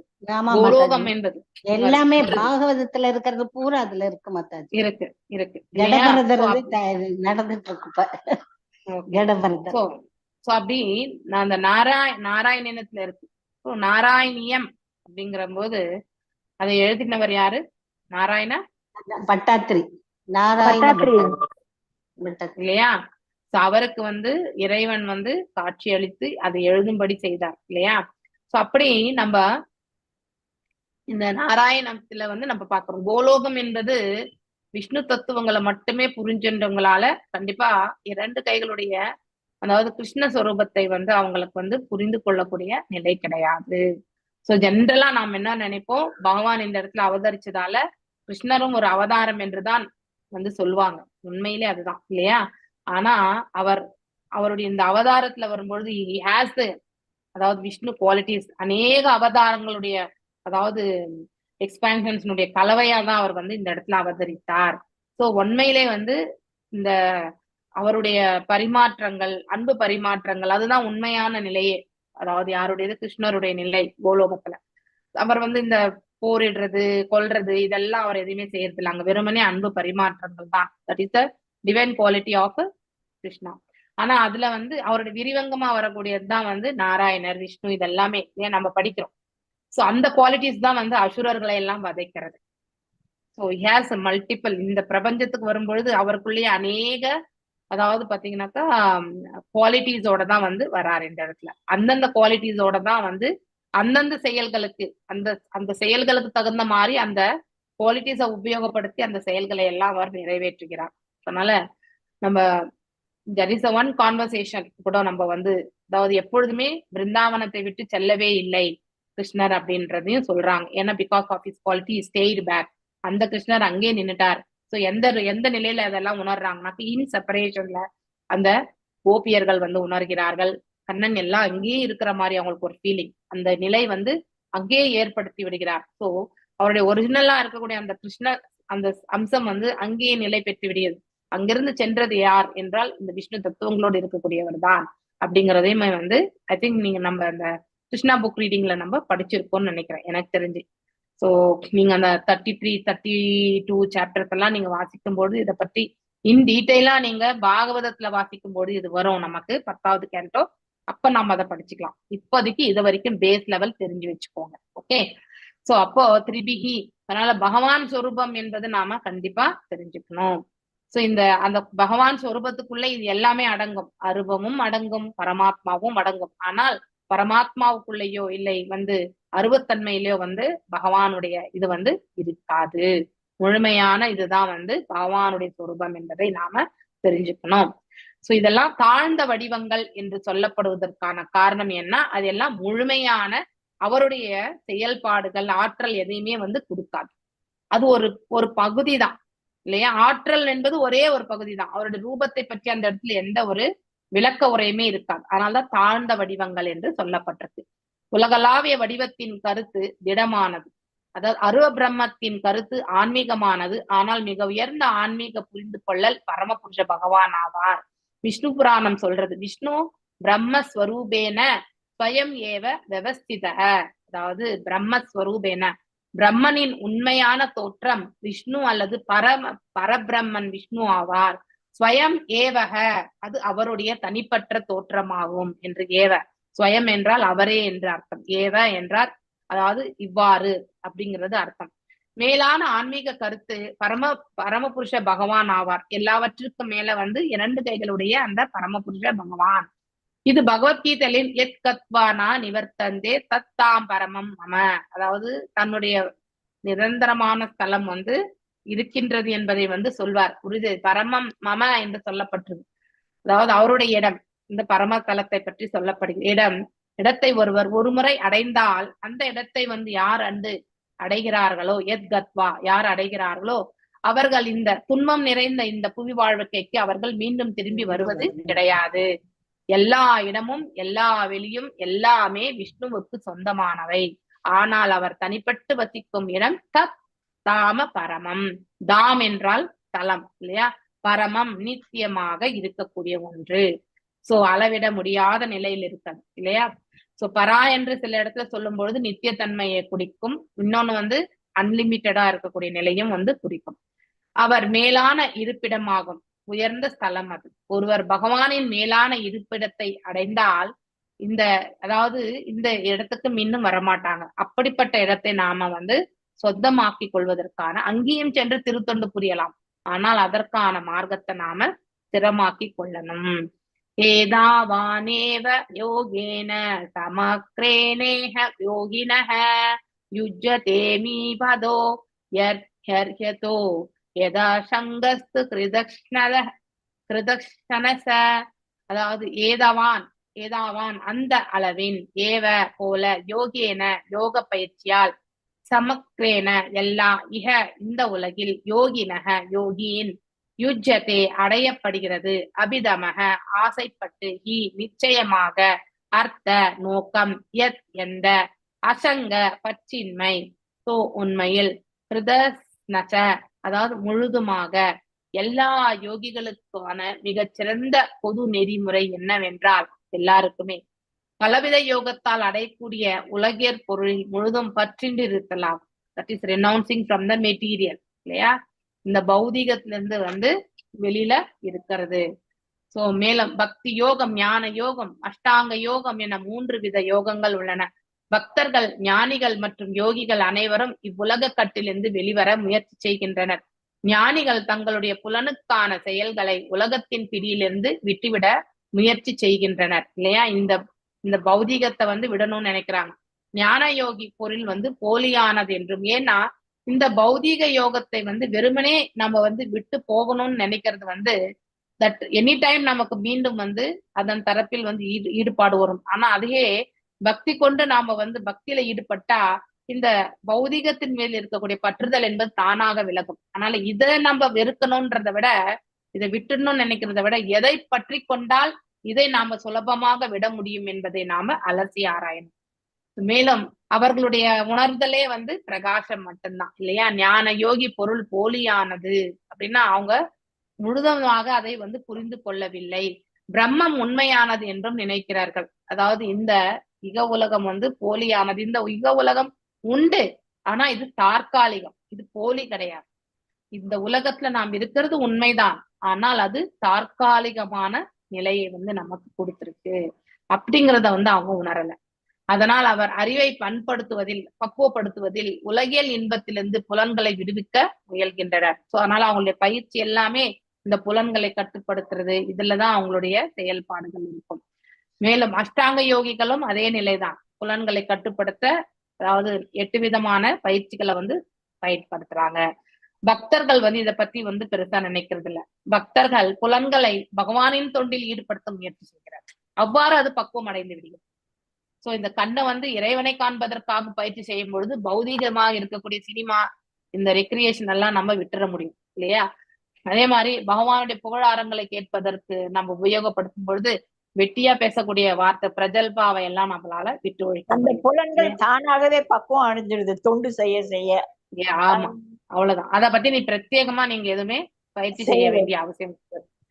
அதனால் பக்தர்களின் செயல்கள் ஞானிகள் மற்றும் யோகிகள் செயல்களுடன் மேன்மையானது இல்லையா. அறிவர்களாகிய யோகிகள் 8 வகையான யோகத்தை வந்து பயிற்சி செய்கிறார்கள். யமா, நியமா, ஆசனா, பிராணயாமா, சுவாச கட்டு பயிற்சி, பிரத்யகாரா, புலன்களை எல்லாமே வந்து ஆமையினுடைய அந்த ஓட்டுக்குள்ள எப்படி ஆமை இழுத்துக் கொள்கிறதோ அது மாதிரி புலன்களை எல்லாமே பௌதீக செயல்களில் இருந்து பாத்தீங்கன்னாக்கா விடுவிக்கக்கூடிய அந்த தன்மைக்கு அது எடுத்து செல்கிறது. அதுல இருந்து தூரமாக விளக்கக்கூடிய செயல்ல ஈடுபடுகிறது. மேலும் புலன்களை கட்டுப்படுத்த முயல்கின்றனர். ஞானிகள் மனதால் ஆராய்வதால் புலனின்பம் போலியானது என்று புரிந்து கொள்ள முயல்கின்றனர். சோ மனதளவுல இவங்க வந்து ஆராய்ச்சி செய்யறாங்க இல்லையா. ஞானத்துல அபிவிருத்தி செய்யும் போது இந்த பௌதிக புலனின்பம் வந்து அது வந்து போலியானதுன்றாங்க. ஆனா அது வந்து போலி கிடையாது, அது நிரந்தரமற்றதுன்னு சொல்லணும். ஆனால் மிகவும் எளிமையான, மிகவும் நேரடியான முறை புலன்களை இறைப்பணியில் ஈடுபடுத்துவதாகும். ஆனால் இப்படிப்பட்ட புலன்கள் இருக்கு, புலன் இல்லைன்னு நம்ம சொல்ல முடியாது இல்லையா. நமக்கு கண் இருக்கு, காது இருக்கு, கால் இருக்கு, இந்த உடல் ஸ்தூலம் எல்லாமே இருக்கு. இது இல்லைன்னு நம்ம எப்படி போலின்னு நம்ம சொல்ல முடியும்? அதுதான் அவங்களுடைய உணர்தல். சோ அதாவது ஆத்மா மட்டும் மெய், இதெல்லாம் போலின்னு நினைக்கிறாங்க. உண்மையிலே இதெல்லாம் உண்டு இங்க. ஆனா அதை எவ்வாறு பக்குவமாக ஈடுபடுத்துவது என்பதை நாம கண்டிப்பா தெரிஞ்சுக்கணும். எல்லா யோகத்தின் நோக்கம் ஒருவரின் புலனுக்காக செயல்களை இந்த உலகிலிருந்து பற்றற செய்வதாகும் இல்லையா. நம்முடைய புலனை திருப்திப்படுத்தக்கூடிய செயல்கள்ல நாம கண்டிப்பா ஈடுபடக்கூடாது. ஏன்னா அது கட்டுண்ட நிலையை அது ஏற்படுத்தி கொடுக்கும். ஆயினும் முடிவான குறிக்கோள்கள் வேறுபட்டவை இல்லையா. அதாவது டெஸ்டினேஷனே வேறதான். ஞானிகள் பிரம்ம ஒளியுடன் ஒன்றாக கலக்க விரும்புகின்றனர், அதான் பிரம்ம ஜோதி. யோகிகள் பரமாத்மாவை உணர நினைக்கிறார்கள். பக்தர்கள் கிருஷ்ண உணர்வு நிலையையும் மேலும் வந்து பகவானிடம் உன்னத அன்பு தொண்டையும் வளர்க்க விரும்புகினர். தொண்டு புரிதல், அதுதான் தாசன் இல்லையா. அந்த அன்பு தொண்டு புலன் கட்டுப்பாட்டின் முழுமையான நிலைமையாகும். அப்படி ஒருத்தர் வந்து தியானம் செய்யணும் இல்லையா. மேலும் வந்து அதாவது அருவ பிரம்மனை உணர்தல், அகம் பிரம்மாஸ்மி, இப்படி எல்லாம் நினைக்கிறவங்களுக்கு வந்து முழுமையான ஒரு யோகத்துல வந்து நிலை கொள்ள முடியாது. ஆனால் அதே வந்து பக்தனால முடியும் என்பதை இந்த இடத்துல, ஏன்னா அவர் புலன்கள் மனது எல்லாவற்றையுமே இறைவழி தொண்டுல வந்து ஈடுபடுத்தி விடுவார். அதனால இதெல்லாம் பக்குவப்படுத்தணுன்ற முயற்சி அவர் எதுவுமே எடுக்க மாட்டார். மேலும் புலன்கள் உண்மையில் வாழ்வின் செயல்திறனை காட்டுகின்ற அடையாளங்கள் ஆகும் இல்லையா. இந்த புலன்கள் எல்லாம் நம்ம யாரு, நம்ம எப்படிப்பட்ட மனிதர், நல்லவங்களா கெட்டவங்களா, எப்படிப்பட்ட சுபாவத்தை கொண்டிருப்பவர்கள் எல்லாமே வந்து அடுத்தவர்களால வந்து சுலபமாக புரிந்து கொள்ள முடியும். அதுதான் புலன்களுடைய தன்மை மற்றும் அதனுடைய செயல்களும் கூட. சோ ஆனால் அடையாளங்களை அளவை நிறுத்தப்பட இயலாது. இறைவனுடன் மேலான ஈடுபாடு இருந்தால் மட்டுமே அன்பு, அதாவது அப்புலன்களை புறக்கணிக்க முடியும். அப்படின்னா அந்த புலன்களுடைய செயல்கள், உந்துதல்கள் எல்லாமே வாச்சோ வேகம், மனசா குரோத வேகம் இல்லையா, ஜிவா வேகம், முதிர பிரஸ்த வேகான். சோ இது நம்ம படிச்சிருக்கோம். 6 விதமான நிலைகள் இந்த புலன்களை கட்டுப்படுத்தும். சோ பிரம்ம திருஷ்டுவா நிவர்த்ததே, புலன்களின் செயல்பாடுகளை மேலான ஈடுபாடுகள் இருந்தால் மட்டுமே நிறுத்தப்பட இயலும் இல்லையா. ஹையர் டேஸ்ட் இருக்கணும். ஸோ புலன்கள் பிளாட்ஃபார்ம்லயே இருந்தோம்னா ரொம்ப கஷ்டம். ஸோ யோகா லேடர் என்ன சொல்றது, கர்ம காண்டா, அடுத்து கர்மயோகம், அடுத்த பிறகு ஞான யோகம், அதுக்கு அடுத்துதான் பக்தி யோகம், தியான யோகம், அதுக்கு மேல பக்தி யோகம் சொல்றது. ஸோ இப்படி இந்த மாதிரி ஹையஸ்டா பக்தி யோகத்தை பற்றி சொல்லப்பட்டது. ஸோ மேலான ஈடுபாடு என்பது இறைப்பணியில் புலன்களை உபயோகப்படுத்துவது இல்லையா. அதுவே எல்லாவித யோகங்களுடைய நோக்கம். இவன் ஞானம், தியானம் எல்லாமே இறுதியில இறைவனைத்தால் பணிய வேண்டும். அதே ஆனா பக்தி யோகத்துல டைரக்டா பக்திய வாஞ்சகல்பதாருப்யஸ்ச கிருபா சிந்துபியே வச்ச பதீதனாம் பாவனேபியோ வைஷ்ணவேபியோ நமோ நமः. அனந்த கோட்டி வைஷ்ணவ விருந்தகி ஜெய். நாமச்சரே ஹரிதாஸ் தாகூர். ஹரே கிருஷ்ணா கிருஷ்ணா கிருஷ்ணா ஹரே ஹரே, ஹரே ராமா ராம ராம ஹரே ஹரே. மாதாஜி ஒரு டவுட்